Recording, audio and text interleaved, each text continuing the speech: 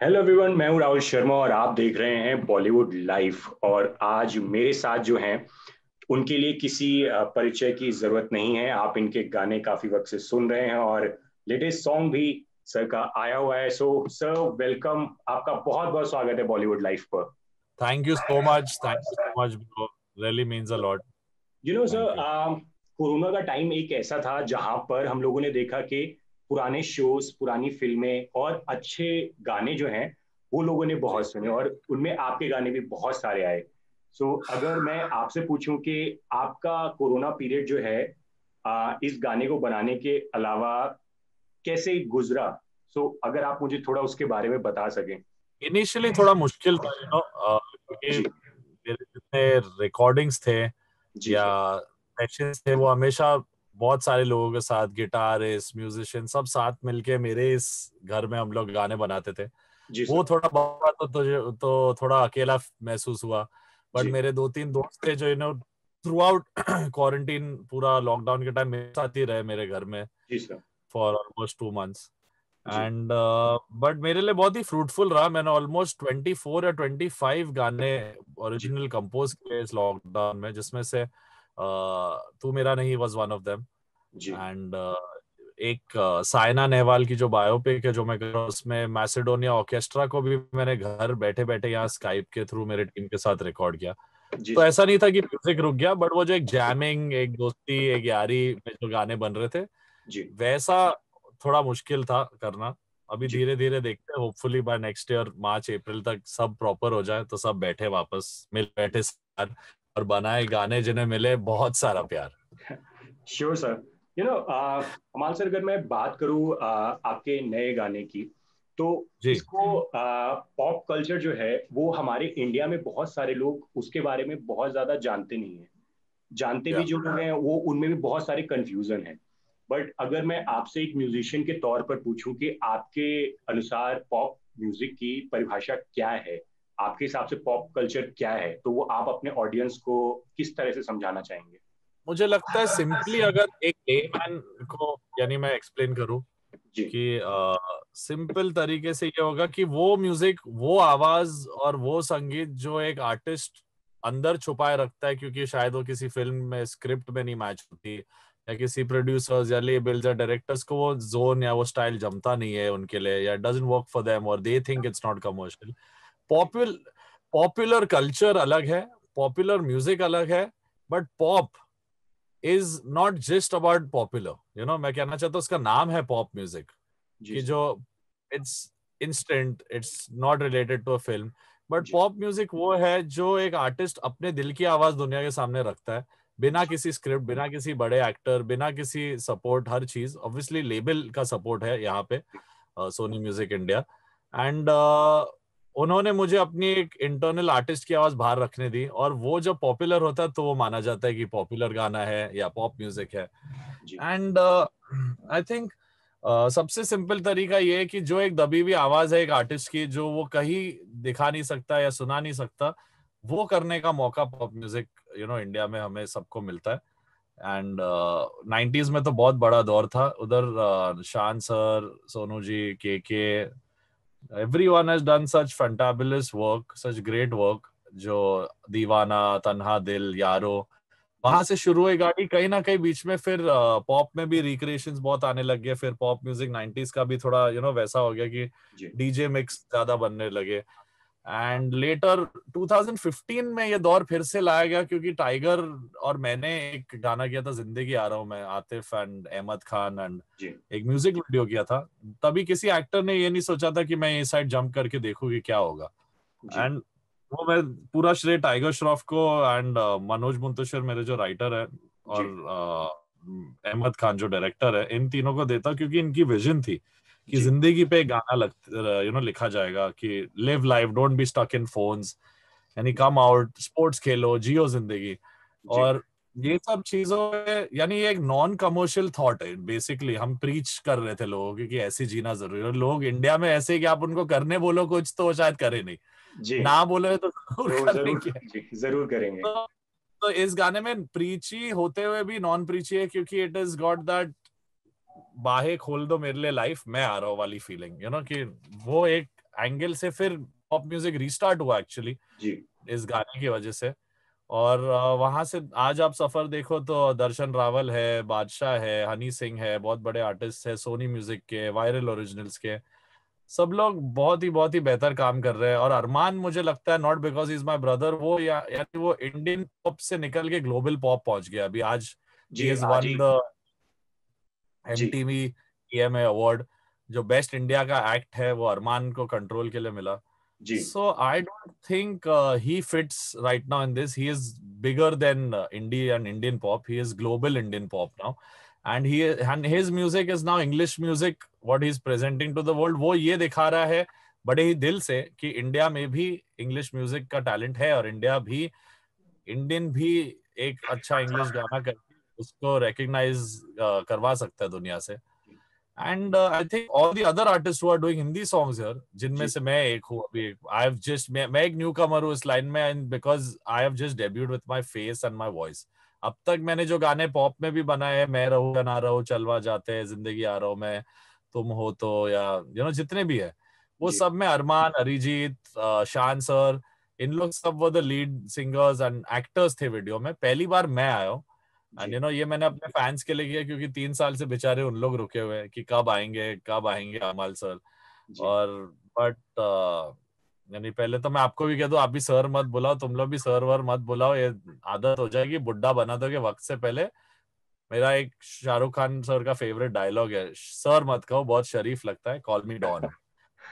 तो I want to basically do nothing of preachy, यानी मैं किसी को सिखाने नहीं आया कि ऐसा करो म्यूजिक या वैसा करो, बट ऑनेस्ट करो, ओरिजिनल करो, दिल से करो, तो वो पॉप हो, फिल्मी हो या फिल्मी पॉप हो। यानी मेरा शायद अगला गाना, दिस इज वेरी ये मैं कह सकता हूँ ये इंडियन पॉप के लिए एक नया साउंड और एक नया टाइप का गाना है, तू मेरा नहीं जो है।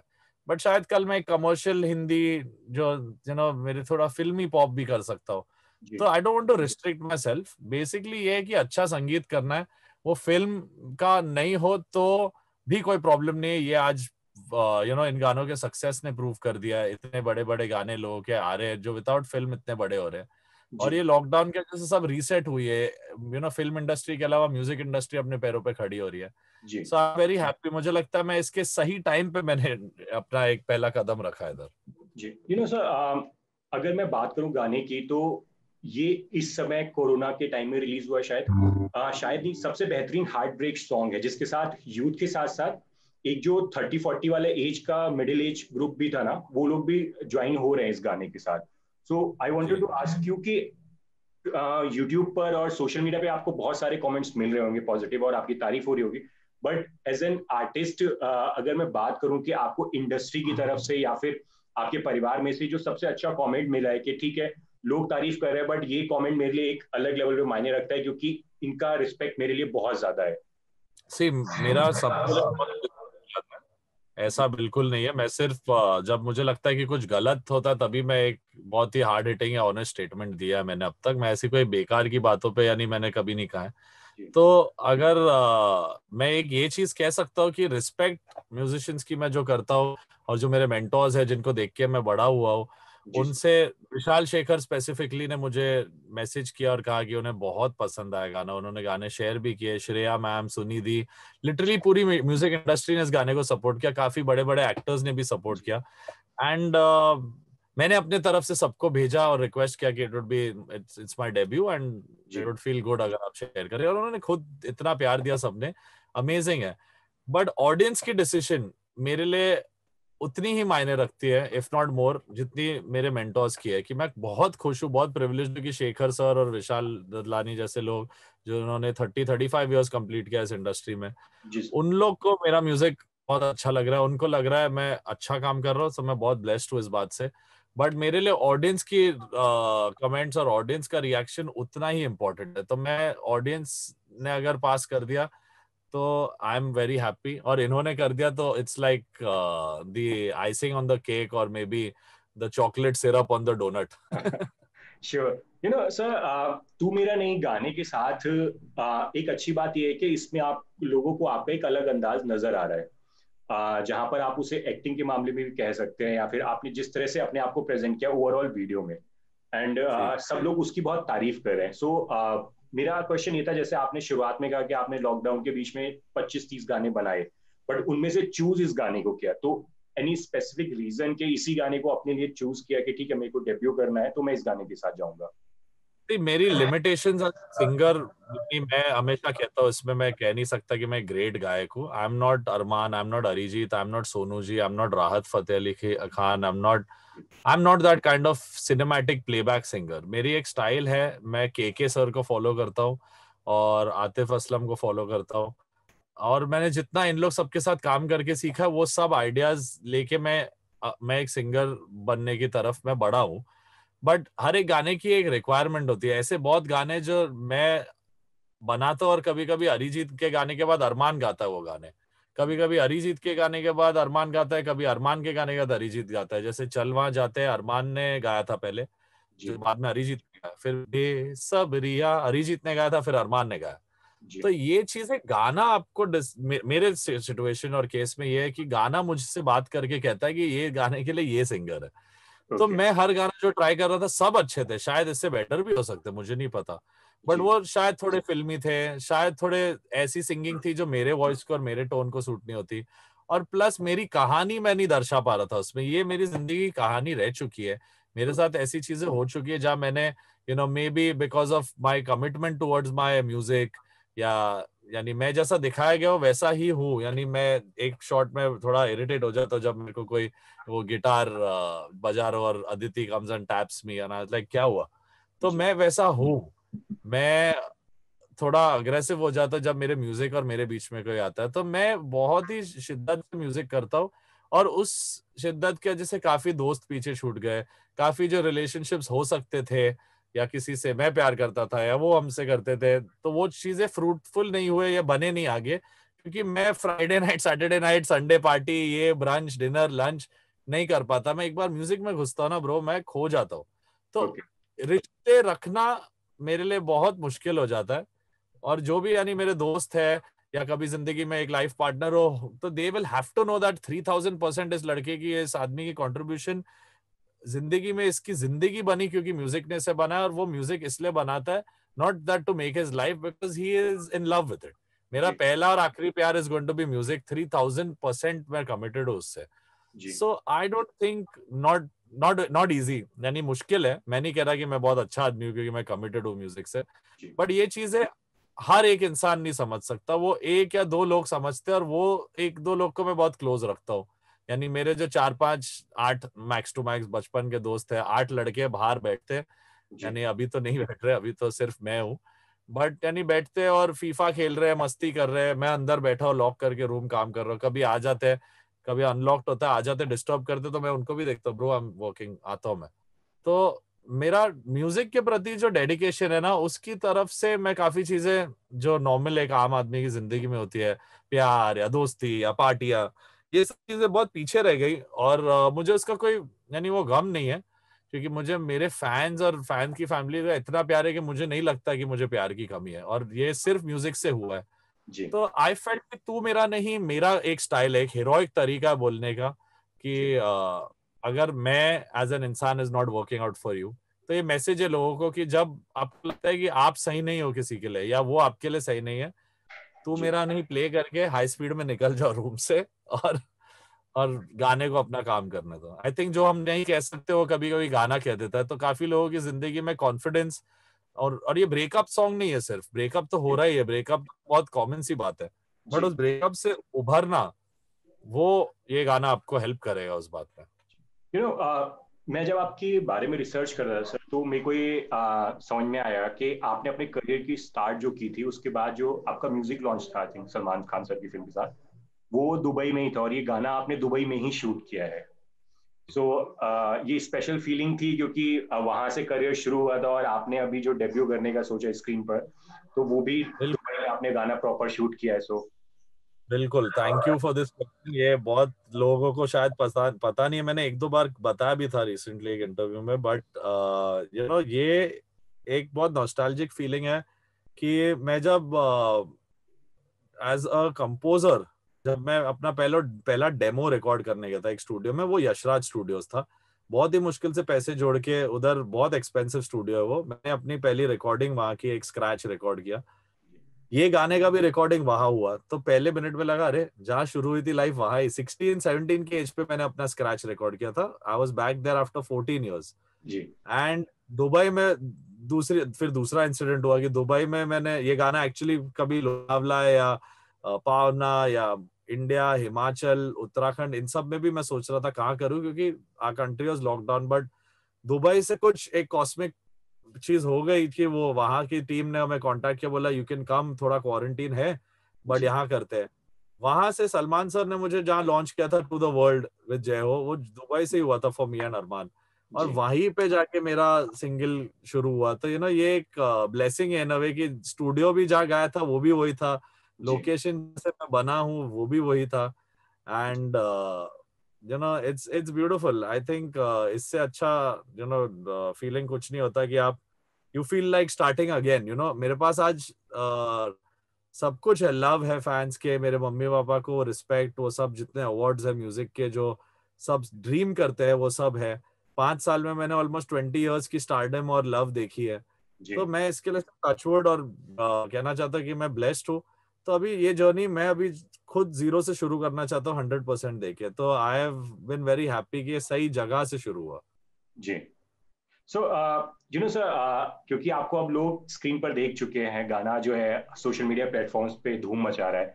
सो लॉट्स ऑफ फैंस के जो कमेंट्स में पढ़ रहा था आपके, तो उनका एक ये भी है कि क्या अब आप गाने के साथ साथ क्या फिल्मों में हम लोग आपको देख सकते हैं, क्योंकि आपको इतना पसंद किया जा रहा है।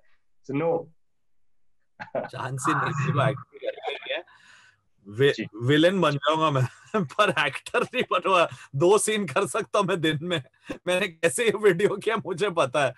मैं कहना चाहता इतनी मेहनत है। एक्टर्स को सलाम, डायरेक्टर्स को तो पहले बहुत सलाम, क्योंकि वो एक्टर से निकलवाते हैं। तो big thank you to Arif who जी directed my video. But actor time और यानी इतने फैक्टर्स है। मैं अगर अच्छा सीन दूं तो मेरी को एक्टर अगर उस मोमेंट में अच्छा सीन नहीं दे, और जी अगर हम दोनों अच्छा सीन दे तो कभी कैमरामैन का फोकस शिफ्ट हो गया। तो इतनी चीजों पे डिपेंडेंट है वो एक सीन जी कि फ्रस्ट्रेट हो सकते हो आप। यानी जिस अमाउंट ऑफ डेडिकेशन, हेल्थ, एक ही लाइन है आई थिंक जो दुनिया में हेल्थ, मेंटल है, मेंटली, इमोशनली और फिजिकली, जी आपको तीनों तरफ से आपको 100% होना पड़ता है टू एक्ट। जी अगर आप खड़े नहीं रह सकते 45 डिग्रीज डेजर्ट में, गर्मी थी, 12 बजे सुबह के शॉट में मैं दे रहा हूं डेजर्ट शॉट, जी लेदर जैकेट पहन के, हालत खराब हो गई थी, इधर की स्किन टेयर हो गया, गिर रहा था। जी तो ये सब चीजें बहुत मुश्किल है एंड एक्टर्स का काम। और मेरे को इतनी चीजें मैंने सीखी लाइफ में। पहली और मोस्ट इम्पोर्टेंट चीज की, जो आपको नहीं आता वो मत करो। और मुझे नहीं आती है, मैं दिल से I am playing right now only myself. If you जी tell me to play someone else, मेरे को बहुत वर्कशॉप, बहुत मेहनत, और मैं नहीं कर सकता, मैं लेजी हूँ उन सब चीजों के लिए। जी मैं गाने बनाने बोलोगे, मैं कभी भी कर रहा हूँ। म्यूजिक वीडियो तक ही सीमित रखना चाहूंगा मैं अपनी एक्टिंग। एंड यानी लोग बोलते हैं never say never, but never he है मेरे लिए। मेरे को एक्टिंग फिल्मों में तो नहीं करनी, म्यूजिक वीडियोस में मैं करते रहूंगा। उधर से मैं हमेशा इंप्रूव करते रहूंगा हर वीडियो से। जी I would, it's okay if tomorrow I have a web show maybe based on my life, or ऐसी चीजें। but okay a film star, you have to have that aura. You cannot, like जो tiger में है या वरुण में है, सिद्धार्थ में, इन लड़कों के सामने, इतने टैलेंटेड यंगस्टर्स के सामने, I may manage to look tall and good और whatever, बट वो जो उनकी एक स्किल सेट है वो उनके पास है, वो मेरे पास नहीं है। आप उनको कहोगे गाना बनाने, वो गाना नहीं बना सकते। टाइगर चलो ही कैन सिंग ऑल्सो, जी and but I am a good composer and musician. तो मैं वही रहना चाहूंगा।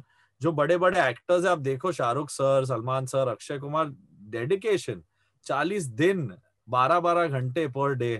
इट्स जी नॉट इजी ब्रो। तो एक्टर्स एक्टिंग करेंगे, मैं म्यूजिक वीडियो करूंगा और गाने बनाऊंगा। ओके। अमान सर, आपने जैसे अभी बात करी अरमान के बारे में और उनको जिस अवार्ड जो मिला है यूरोप म्यूजिक या अवार्ड्स में, तो अगर मैं आप लोगों की बात करूं तो आप लोगों ने करियर एक साथ ही शुरू किया लगभग लगभग, और दोनों लोग का अपना नहीं, अपना स्टार्ट। उसने मुझसे पहले शुरू किया। ओके। वो सो 10 साल शुरू किया। जी। सो दोनों लोगों का अपना अपना एक स्टार्टअप है, अपनी अपनी फैन फॉलोइंग है, लेकिन आपने जैसा कहा कि अरमान जो है वो इंटरनेशनल म्यूजिक की तरफ बढ़ रहे हैं, जहाँ पर वो अंग्रेजी गाने के, हिंदी के साथ साथ अंग्रेजी गाने गा रहे हैं। बट अगर मैं आप लोगों के साथ में होने की बात करूं कि जब आप लोग साथ में होते हैं, सो उस टाइम क्या डिस्कशन होता है म्यूजिक को लेकर, किस तरह की बातें आप लोग जनरली करते हैं कि ठीक है। म्यूजिक को लेके हम लोग डिस्कस नहीं करते। अरमान गिटार निकालता है, मैं गाने गाने लगता हूँ, पीछे से पापा आ जाते हैं, वो एडवाइस करते हैं अच्छा ये अच्छा नहीं, वो अच्छा, हम लोग सीधा म्यूजिक में घुस जाते हैं, डिस्कशन नहीं होती। ओके। और वो अपने जो इंग्लिश गाने कर रहा है वो मुझे सुनाता है। हम जी। लोग बहुत कम मिलते हैं आजकल, क्योंकि वो मेरे गाने भी रिकॉर्ड कर रहा है, बाकियों के भी कर रहा है, कंपोजर्स के। ओके। इंटरनेशनली उसकी demand is very big right now, and is just one the biggest award for our country. तो जी। उसकी जर्नी पे अभी वो निकल पड़ा है, मैं अपनी जर्नी पे शुरू हो चुका हूँ। बट जब मिलते हैं, जब बात होती है म्यूजिक की, बातें नहीं, सीधा म्यूजिक ही म्यूजिक। होता है। एंड उसमें हम लोग अपनी दुनिया बना लेते हैं। It's a beautiful feeling. तो हम लोग ज्यादा एक दूसरे को सिर्फ गाइड करते हैं कि ब्रो ये अच्छा नहीं था, ऐसा कर ले वैसा, पर बहुत कम होता है। हम लोग सीधा पहले एक दूसरे को अपने गाने सुनाते हैं। Okay. Thank you very much sir Bollywood live के साथ बात करने के लिए, एंड आई होप कि आपका जो ये गाना है इतना लोग पसंद करें इसको, और पसंद करें, और आप ऐसे ही खूबसूरत गाने लेकर लोगों के बीच आते रहें। Thank you Rahul. I hope ये लव एंड ये जो इन लोग खुश हो रहे हैं इससे, और जी जो सर। इतना प्यार भेज रहे हैं ये बरकरार रहे। जी क्योंकि सर। मैंने तो मेरे फैंस को बोल दिया भाई 3 महीने तक मुझे डिस्टर्ब मत करो, मैं नहीं बना रहा हूँ कोई गाना अभी, तू मेरा नहीं सुनो। जी। अगले साल मैं आऊंगा अपने फिल्म्स लेके, जी। एंड सेकंड सिंगल भी लेके, जिसकी स्क्रिप्टिंग कल से शुरू होने वाली है। वो भी मैं ओके। आपको सबको कहना चाहता हूँ कि मेरे जी। नेक्स्ट सिंगल की प्लानिंग शुरू हो चुकी है। Okay sir. सो टेंशन मत लो, one more single will come, but time है। शुरू कर ओके। चुका हूँ अभी, ताकि जल्दी आ जाओ। But okay. तब तक सिर्फ और सिर्फ तू मेरा नहीं, ओके। सुनते रहिए and keep loving and keep spreading. And जितने भी आर्टिस्ट हैं इस देश के या बाहर के, जो आपको लगते हैं ओरिजिनल म्यूजिक बना रहे हैं, अच्छा संगीत कर रहे हैं, उनको प्लीज सपोर्ट करो। वो गाने मुझे भी पहुंचाओ, मैं भी शेयर करूंगा। Okay. So thank you very much sir, and congratulation आपके गाने की सक्सेस के लिए। Thank you bro, love you, thank you so thank much. You. Thank you sir.